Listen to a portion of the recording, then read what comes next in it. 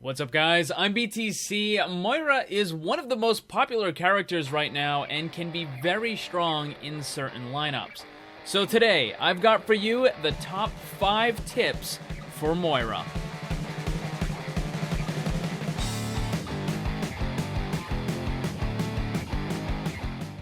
One of the things that I notice with a lot of the hero guides out there is that all too often there's way too much information. The guide tells a player to do a dozen or more different things, and half of it ends up forgotten. So what I'm going to do today is limit it to just 5 things that you should work on. It's enough where you should see a noticeable improvement and not get overwhelmed. Once you've mastered everything in this video, then we can move on to some more advanced stuff. Now, if you're new to the channel, make sure you subscribe because I always have the latest and greatest in Overwatch. So subscribe and hit that bell so you don't miss any of it. Let's get started. Starting at number 5, when you should be using each of your different orbs. There's a lot of factors that you have to look at. Is your healing meter resource almost full or almost empty? Is your team grouped up or spread out? How close are you to your ultimate? Is the fight just starting or is it now winding down? That's just some of it. There is no set in stone rules for when you should use one or the other, and it will require a lot of practice to understand the situations better, but there are some guidelines that you can follow. If your healing resource meter is almost full, then it's generally okay to use the damage orb. If it's running low, then you definitely want to save it and then use your healing orb ability so you can throw it out and keep your teammates alive when they start taking damage. At the end of a fight, you should almost always use your healing orb to get your team back to full and ready for the next fight. That way you can conserve on your healing resource.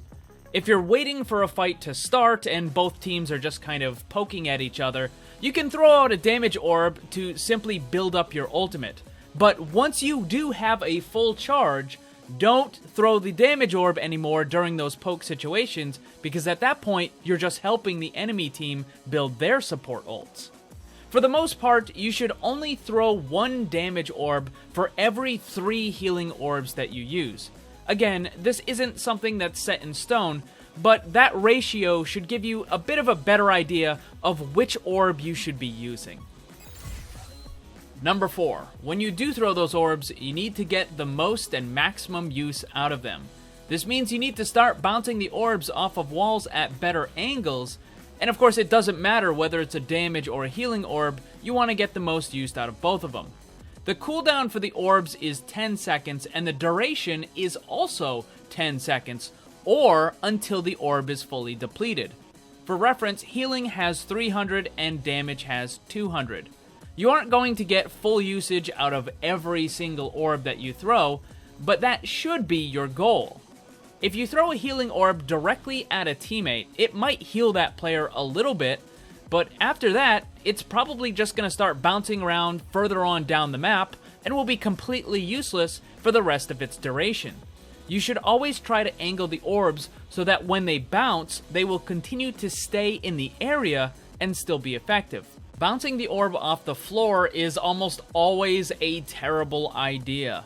You'll only get use of it for a few seconds, and then it just goes off into space, wasting about 90% of the orb. If you're fighting on a capture point, look for walls that are parallel to each other. By throwing the orb towards one of them, it will continue to bounce back and forth for the entire duration of the orb, and most likely will give maximum benefit. Lastly, try to avoid throwing orbs at oddly shaped objects. The bounces tend to just be unpredictable. Number 3, and this one is really important. Tap healing versus hold healing. I see a lot of Moira players who just burn through all of their healing resource meter way too fast. Moira's primary healing is incredibly powerful. It heals for 80 per second to everyone that is in front of you. What a lot of people don't realize is that there's also an after extra effect once you stop. All the players affected by your heal will get a small little bonus heal over time that does just under 17 healing per second for up to 3 seconds, or usually an extra 50 healing. This means if your teammate is not taking direct damage, you can just tap the heal in order to conserve your resource and let the heal over time bring them back to full. Let's say an enemy Reinhardt is trying to poke at a choke point and he throws a fire strike that hits a couple of people on your team. Your teammates aren't in any immediate danger, so a couple quick tap healing will bring them back to full and yet use almost none of your resource meter. Unless your teammates are in danger at that very moment, tap healing will work most of the time. Now, when you should hold to heal is whenever your teammate is under a lot of direct damage and pressure. If they're constantly being attacked, then just hold down the left click and heal them as much as you can until they're out of danger. Sometimes you might want to even throw a heal orb into the mix if it's really bad. Number 2 is that Moira gets her ultimate very quickly, and so you should be using it very often. The Coalescence isn't as strong as Zenyatta's ultimate Transcendence in terms of healing, but it's still good enough to keep your team alive through most damage and even several enemy ultimates like Genji's Dragon Blade. But the real strength of Moira's ultimate is that she gets it so very often. This means that you can use it to apply a lot of pressure in a fight where no one else has their ultimate yet. There are going to be times when a fight is really long and drawn out, and despite your best efforts, your healing resource meter is almost empty. In this situation, do not hesitate to simply use your ultimate to compensate for your lack of regular primary healing. By the time the Coalescence is up, then either the fight should be over, or you should be able to be in a better position to start healing your team again. Another pretty good use of the ultimate is just completely stopping the attacking team from pushing through a choke point. Because of the nature of the ultimate and it's just one giant beam, when most of the enemy team has committed and they finally decide to push through, you can use your ultimate to hit almost every single player on the enemy team, while at the same time healing your tanks and whoever happens to be in the front lines. This can completely stop an enemy push, and often will take about 30 seconds off the clock before they can recover.